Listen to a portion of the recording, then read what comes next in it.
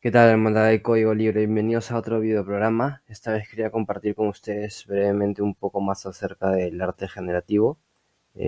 Para los que no saben y para los que saben también, estoy haciendo un humilde curso básico de todo lo que podía aprender desde el 2021 hasta la fecha con lo referente al arte generativo con IA, viendo herramientas un poco antiguas y próximamente vamos a ver algunas más modernas, con la intención de dirigirlo al público que es todavía principiante y también para la gente que quiera retomar, que ya sepa, pero que quiere retomar desde cero y ver modelos un poco más antiguos y, bueno, ver ciertas cosas un poco interesantes que tal vez no se ven por ahí normalmente, ¿no?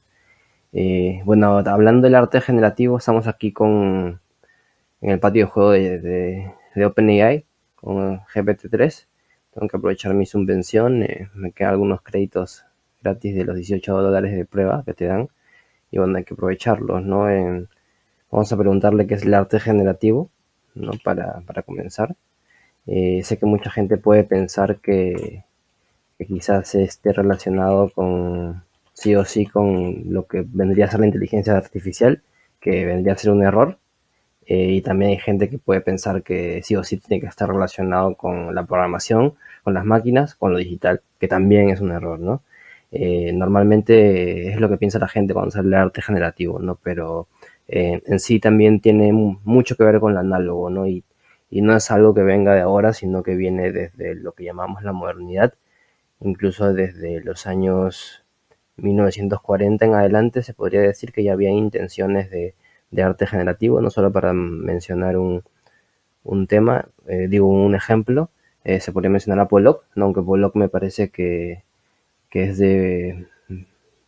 no me acuerdo de qué año es, pero él hacía una especie de arte generativo con su pintura, ¿no? La técnica de goteo, ¿no? Entonces siempre se ha buscado lo automático, ¿no? Yo personalmente, tanto en mi trabajo digital como en mi trabajo de pinturas caóticas, siempre busco lo automático, ¿no? De que de cierta forma la obra se haga sola, por así decirlo, ¿no? Entonces le vamos a preguntar a GPT-3 qué es el arte generativo, para ver qué nos dice. Siempre hago esto para ver, porque tiene que responder de distintas formas. Entonces vamos a mandar a ver qué es lo que nos dice, ¿no? El arte generativo es un tipo de arte creado por medio de la codificación o el uso de algoritmos, que crea obras únicas y originales sin intervención humana. Estos algoritmos pueden producir formas y estructuras complejas, no previstas inicialmente por el diseñador. El arte generativo se ha convertido en un importante movimiento artístico en el siglo XXI, ya que los artistas pueden explorar nuevas formas de expresión gracias a las tecnologías digitales. Bueno, acá nos habla de arte generativo basado en los algoritmos, en obras únicas y originales y que hablan sin intervención humana, ¿no? Pero en sí, cuando hablamos, por ejemplo, de códigos de programación, de que es lo que vamos a ver un poco ahora, el dibujo con códigos de programación, no solamente se puede hacer dibujos, no se puede hacer animaciones, se puede hacer todo tipo de visuales, música, solo con los códigos de programación, ¿no? Sin la necesidad de usar la inteligencia artificial, ¿no? Cuando hablamos de eso, de cierta forma confiamos nuestra obra al sistema, ¿no? Por eso se dice que el arte generativo siempre depende de un sistema autónomo o automático, eh, que ejecute la tarea, ¿no? Ya no es el artista en el clásico o en el tradicional método de sustracción y adición, ¿no? Por ejemplo, en una escultura o en una pintura, tú pintabas, digamos, un bosque y en ciertos momentos vas a tener que pintar, en ciertos momentos vas a tener que borrar o corregir, o realmente en la escultura moldear, picar un poco más, ¿no? Eso lo hacías tú, en cambio en el arte generativo es más como, digamos, dejar que se haga solo la obra, ¿no? Por ejemplo, en la pintura tú tirabas la pintura, ¿no? Podrías tirarla e inventar un tipo de goteo o ciertos movimientos que, por ejemplo, no sé si han visto la pintura abstracta fluida, es en sí que la obra se haga sola, ¿no? También llamado un accidente controlado, ¿no? Entonces le podemos preguntar,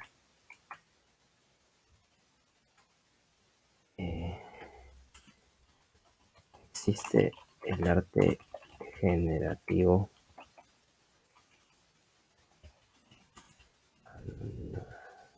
lógico? Porque también hay que tomar en cuenta que no todo lo que va a decir es correcto, ¿no? Hay que investigar, hay que contrastar siempre lo que nos responde esta herramienta. y simplemente le damos enviar, ¿no?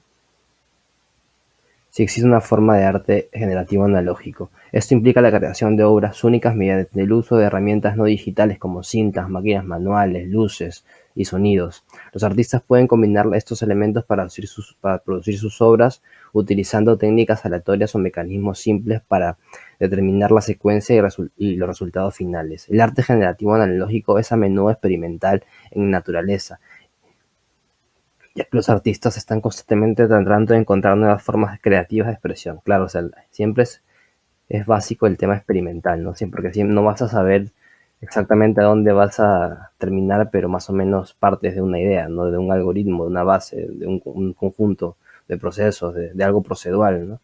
Entonces puedes terminar en algo completamente distinto a lo que esperabas, o puede ser que esté por el camino de lo que esperabas, ¿no? Pero siempre es como un experimento, ¿no? Un experimento es, tengo esta duda, entonces voy a realizar este experimento, entonces tengo una consecuencia, ¿no? Un experimento siempre tiene una consecuencia. Entonces después del experimento tú puedes decir, ay, entonces si yo hago esto, si mezclo esto con esto, o si modifico esto, si modifico este código de esta forma, pasa esto. Ah, entonces lo anoto, entonces ya eso es un experimento, ¿no? Eso es experimental, ¿no? Siempre acción, reacción, ¿no? O sea, tener una consecuencia. Entonces ahora vamos a ir de frente al tema de lo que quería hablar brevemente, eh, sobre el arte con códigos. Vamos a hablar de gráficos en sí. Voy a ponerle sobre el arte y gráficos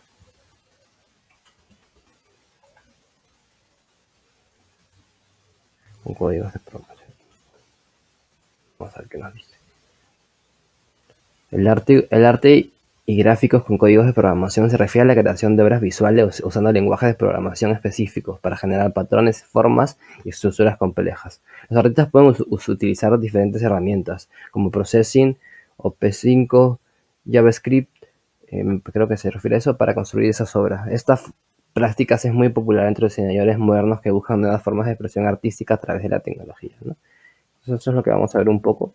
Yo he estado probando hace un tiempo también Processing, que se basa en JavaScript, pero ahora vamos a ver en sí Python, pero algunos experimentos, pero basado en una librería que se llama Matplotlib.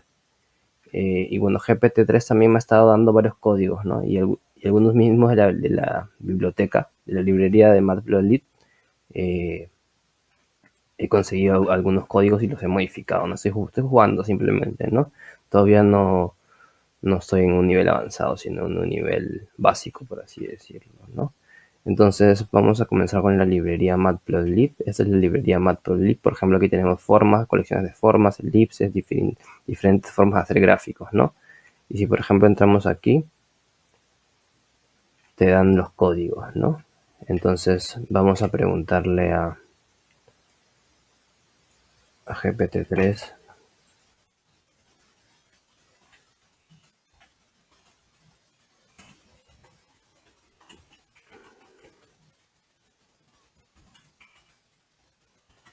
es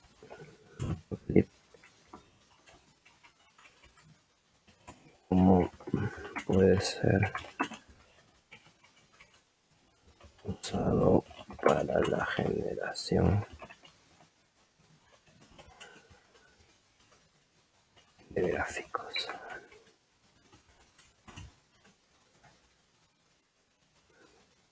Aquí nos responde. Matplotlib es una biblioteca para la creación de gráficos en el lenguaje Python. Esta herramienta ofrece una gran variedad de funciones y características para generar gráficos 2D y 3D de alta calidad, como histogramas, diagramas de barras y de dispersión, curvas y otros tipos de gráficos. Los artistas pueden usar Matplotlib para crear obras visuales únicas que combinan elementos matemáticos con diseño artístico, ¿no? Bueno, entonces eso es lo que es Matplotlib, y como les digo, aquí tenemos los códigos. Normalmente el inicio del código es import matplotlib pyplot as plt, que es para importar la librería. Ahora como trabajamos con Colab, Para los que no saben qué es Colab, esto es Colab, es digamos, un editor de texto y de código en donde tú puedes editar tanto texto como código, crear texto y crear código, ¿no? Y esto se puede compartir a través del Drive, y puedes compartirlo con tus amigos, con todo el mundo, con todo el planeta, ¿no? Ahora también es importante que con esto también algunas personas malintencionadas pueden ejecutar código malicioso, ¿no? Entonces siempre hay que estar atentos, aunque normalmente no sucede, pero con la explosión de la inteligencia artificial de las ideas generativas como Stable Diffusion, han comenzado a desarrollar ciertos malware, ¿no? Entonces hay que siempre tratar de entender lo que nos está diciendo el código, ¿no? Por ejemplo, acá tenemos un simple código que comienza importando las librerías de Matplotlib, que como ven estamos en el entorno de ejecución sin GPU, tenemos GPU y TPU, ¿no? Pero en este caso no es necesario GPU porque es programación tradicional y no vamos a usar la inteligencia artificial, ¿no? Entonces no sería necesario el GPU ni el TPU, pero si quisieran acelerar los procesos lo pusieran usar, ¿no? Entonces para más o menos, sabe, yo no soy experto en código, pero más o menos voy aprendiendo, ¿no? Entonces, ¿cómo podemos identificar qué nos dice el código, ¿no? Y podemos ir viendo, ¿no? Como les decía, primero importamos la librería matplotlib.pyplot as plt, eso es para importar la librería vía internet, ¿no? Si esto lo tuviéramos en nuestro ordenador en local, teníamos que descargar todas las librerías, entonces últimamente ya la gente usa más Colab, ¿no? Porque está en el internet, es mucho más rápido, no tienes que descargar nada. El problema es si te quedas sin internet, ¿no? Pero algunos quieren mantener esa pureza de trabajar en el ordenador, ¿no? Pero si tienes un montón de memoria, mucha memoria está bien, o sea, normal, ¿no? Pero como en mi caso es una computadora básica, no me conviene descargar todo en el ordenador, ¿no? Entonces, de ahí creamos una figura en un eje cartesiano, ¿no? Se podría decir, tenemos un eje, acá dos ejes, ¿no? Y creamos la figura, dibujamos un círculo en el eje, esa sería la medida, 0.5, 0.5, entre paréntesis, 0.25, el color es green, dibujamos el triángulo en el eje, ¿no? Triángulo, plt.polygon, entre paréntesis y entre doble comilla, podemos ver los valores, ¿no? Color red, configura el fondo de gráfico que es blue y al final mostramos el gráfico con plt.show, ¿no? Entonces, si simplemente cargamos, nos va a dar la misma imagen, ¿no? Entonces lo cargamos, ahí está conectando, va a demorar un poco porque no estamos trabajando con GPU, pero bueno, es necesario cambiar, ¿no? Pero también podemos intentar, por ejemplo, cambiar este valor trabajando dentro de lo asignado de la gráfica, no nos podemos pasar de 1.0. Vamos a ver qué tanto cambia, ¿no? Entonces, si cambia, podemos ver el 0.50, el 0.30, ¿no? Vemos que cambia. Por ejemplo, podríamos poner 0.10, ¿no? Entonces se hace mucho más chiquito el círculo, ¿no? Entonces si acá lo ponemos, por ejemplo, 0.50, cambia, ¿no? Entonces podríamos también cambiar el color del fondo, en vez de blue que sea, no sé, voy a ver si puedo poner black, porque a veces no sé cómo se ponen los colores, y ahí está en black, ¿no? En yellow. Uy, acá, por ejemplo, tenemos un error en el código, ¿no? Entonces ponemos editar yellow. A veces cuando modificas el código ya, una coma faltaba, parece. No.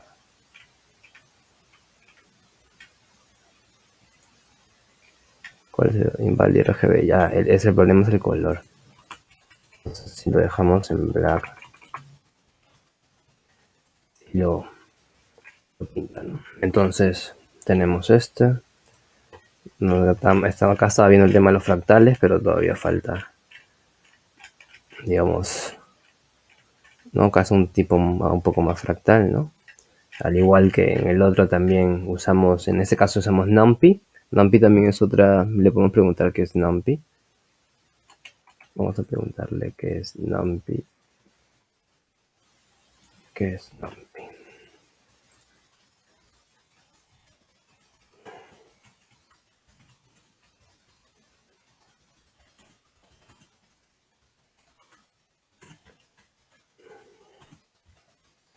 ¿Qué es NumPy? Para que nos responda. NumPy es una biblioteca de código abierto para el procesamiento numérico en el lenguaje de Python. Esta herramienta está diseñada para trabajar con matrices multidimensionales y ofrece varias funciones útiles para la manipulación y análisis de los arrays. Los artistas pueden usar NumPy para generar patrones, imágenes y gráficos complejos para sus obras. Vamos a preguntarle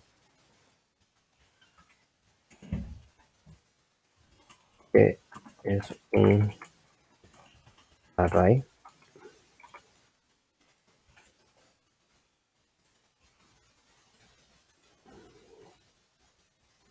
Un array es una estructura de datos que almacena múltiples elementos del mismo tipo. Estos elementos pueden ser números, cadenas, booleanos o cualquier otro objeto.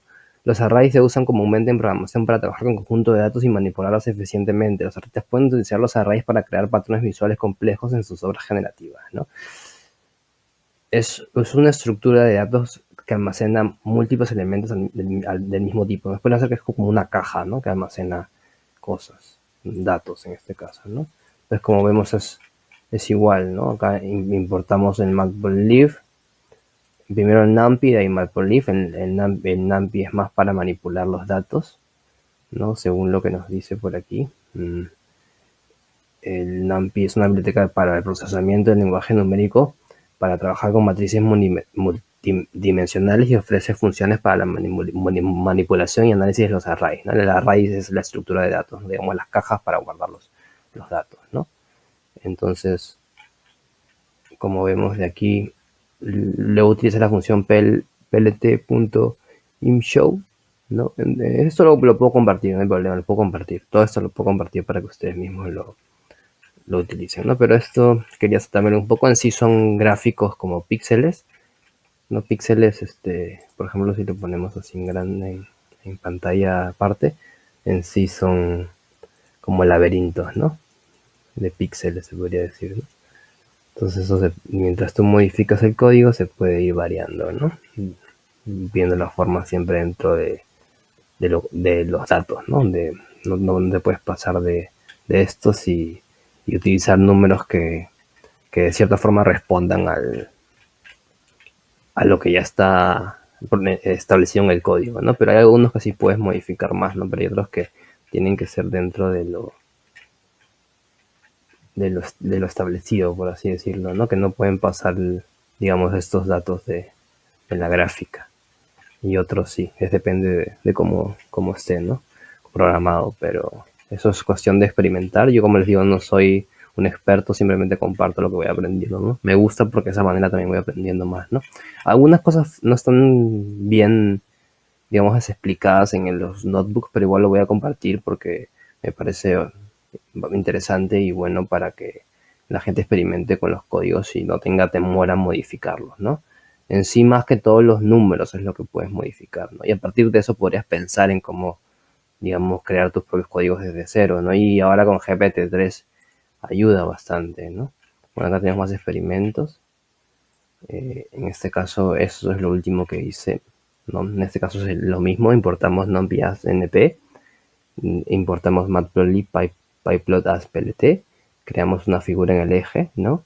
Fig, ax igual plt.subplot, dos paréntesis, definimos los colores, dibujamos una serie de círculos, en este caso for in range dentro del rango 333, esto sería la función para que nos dibuje círculos, ¿no? Y mostramos la figura plt.show.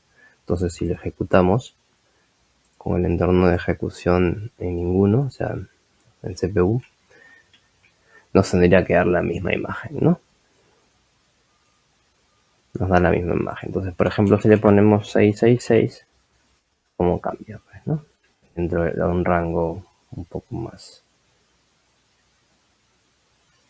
alto. Entonces vemos que para ver cómo cambia podemos hacer así 666, 777. Son gráficos básicos, ¿no? Entonces podemos ponerlo así, a ver si realmente vemos que cambia, ¿no? Entonces ahí tenemos una pequeña interpolación o animación, se puede decir, ¿no? Y ahí podemos ver qué es interpolación, qué es animación, todo eso. poco a poco. Entonces aquí tenemos otro, que es otro gráfico. Acá es el mismo. Tenemos el inicio es lo mismo prácticamente, las librerías, importamos las librerías, luego creamos la figura, los colores, lo mismo el rango. Acá cambia la función, ¿no? axplt. El ax, eso me lo dijo GPT-3, ¿no? Si quería otra figura tenía que copiar, en este caso el scatter por esta de ax.plot, ¿no? Entonces, si le damos play, vuelve a dar la misma imagen, ¿no? Ahora lo que quería probar es que, ¿qué pasa si borramos esto, ¿no? Lo vamos a cortar, porque según mi lógica debería correr, porque ya tenemos instalada la librería en el notebook, ¿no? A ver si le damos play, a ver si nos da la imagen. Si nos da la imagen, ¿ves? Entonces no es necesario volver a copiar en el mismo notebook 2 veces, al parecer, según lo que voy aprendiendo, esto, ¿no? El importar las librerías, el import numpy.snp y el import matplotlib.pyplot as.plt, no es necesario, ¿no? Entonces sí que, por ejemplo, si queremos modificar, podríamos acá jugar con el rango, ¿no? Mira, ¿qué pasa si, por ejemplo, ponemos 3 acá? Error. ¿Por qué? Porque nos estamos pasando el rango. En cambio, si ponemos 1, también. ¿Por qué? ¿Ven? Entonces hay ciertos números que no se pueden, digamos, modificar dentro de un rango, ¿no? Acá tenemos el 2, sí, sí se puede. Entonces, si por ejemplo ponemos 2.5, no, le ponemos, ahí le pusimos 3, ¿no? Entonces se quedan 2. Acá tienen que ser números iguales, si no me equivoco. 1, 1. 1, 1 no sale nada, pero si ponemos 3, 3, eso es porque voy aprendiendo de que tiene que estar dentro del rango, ¿no? 3, 3, ahí sí salen, ¿no? Entonces vamos a ver cómo que cambia, ¿no? 3, 3. ¿Qué pasa si, por ejemplo, le ponemos 4, 4? Vamos a averiguar los colores y cambiarlos también. 4, ¿no? Vamos a ver. Cambia, ¿no? Sí cambia, como ven, ¿no? Cambia. Entonces ahí tenemos una idea de que cambia al modificar en partes iguales estos dos números, ¿no? Por ejemplo, si modificamos el rango en vez de 3, 3, 3, 6, 6, 6, ¿cómo cambia, no?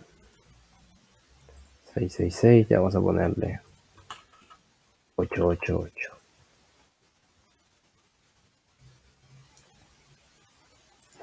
Entonces,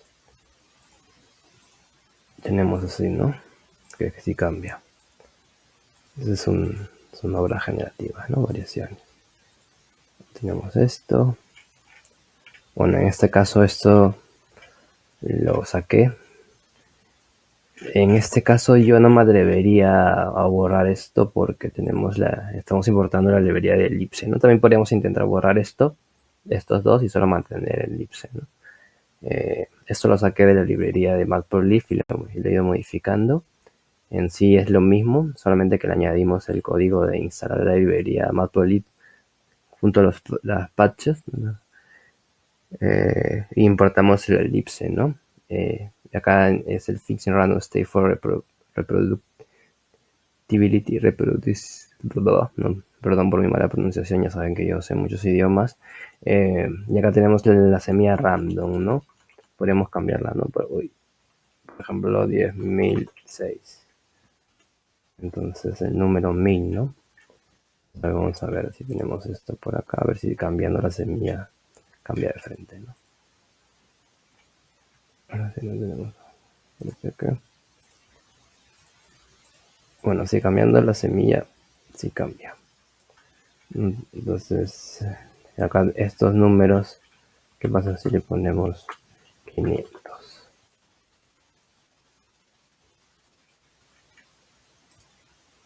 Entonces así cambia, ¿no?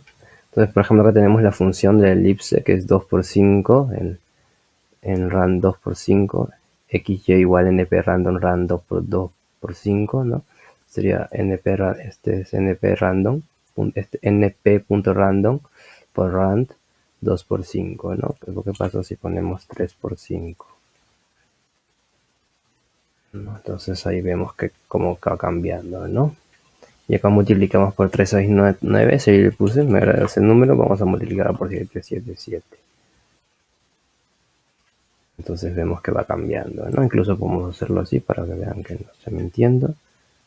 Y vamos a poner de nuevo el 3 y 9.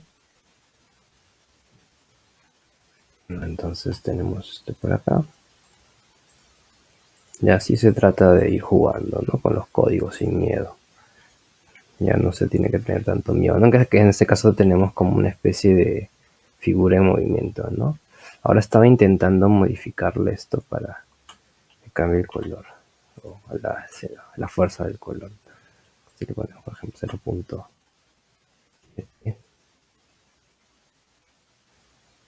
vamos a ponerle 1.7.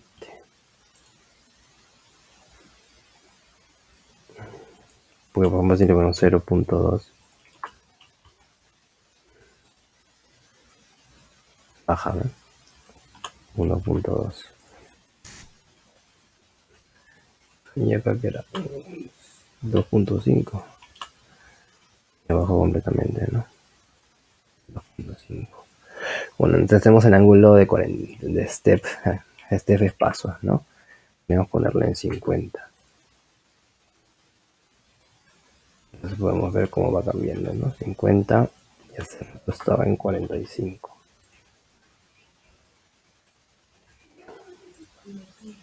Entonces sí se mueve, ¿no? Ahí tenemos una pequeña animación, un pequeño movimiento. Y listo, lo cerramos. Y bueno, podríamos ponerle 3.5 también, ¿no? 3.5, 5.5. Debería, no cambia tanto, ¿no? El color. Pero cuando le baja sí. ¿Qué pasa si le ponemos 10.5? No cambia tan demasiado, ¿no? Parece que si ya le bajas demasiado y cambia, ¿no? Pero si le subes ya no tiene mucho sentido, ¿no? Bueno, 180 podríamos hacer en vez de 180, 200, 0 al 200. Tenemos de 0 a 200, del 0 al 333. Del 0 al 333, ¿no? Entonces tenemos ahí el cambio, ¿no? Sí cambia como vemos. Bueno, entonces sería todo por hoy. Voy a compartir estos notebooks que son 1, 2, 3, 4. Bueno, esto es súper básico, ¿no? Entonces podríamos copiarlo acá para que sea parte de esto. Simplemente ahí lo voy a hacer. Lo hice, ¿no? Ya saben que pueden cambiar los colores, pueden cambiar estos. Todo lo que vimos pueden revisar, ¿no? Lo voy a compartir para que le interese, para que quiera jugar un poco. Bueno, y poco a poco podemos subir del level con esto, ¿no?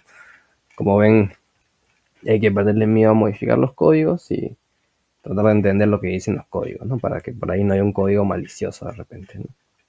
También una de las cosas que me interesa es la ciberseguridad, ¿no? Bueno, próximamente voy a estar compartiendo más cosas. Todavía queda pendiente el curso. No hay mucha gente que lo está viendo, por eso no estoy subiendo tanto contenido con respecto al curso, pero bueno, igual lo tengo que hacer de todas maneras. Así que la gente que esté interesada en animación, en interpolación, en todas esas cosas, en los modelos por difusión, que por favor se manifieste y para poder hacerlo con más rapidez, ¿no? Igual lo voy a hacer de todas maneras porque es algo que tengo que hacer. Ya me comprometí. Así sea muy poca gente la que lo está viendo, ¿no?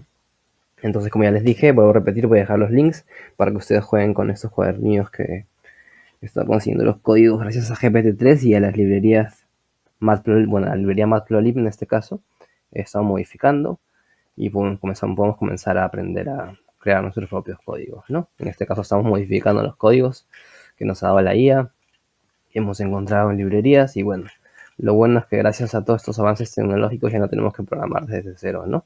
Y pueden hacer otro tipo de programadores, de artistas programadores, de programadores artistas y así, ¿no? Mezclas raras, híbridos raros. Bueno, eso ha sido todo por hoy, hermandad de código libre, cuídense y que les vaya bien a todos.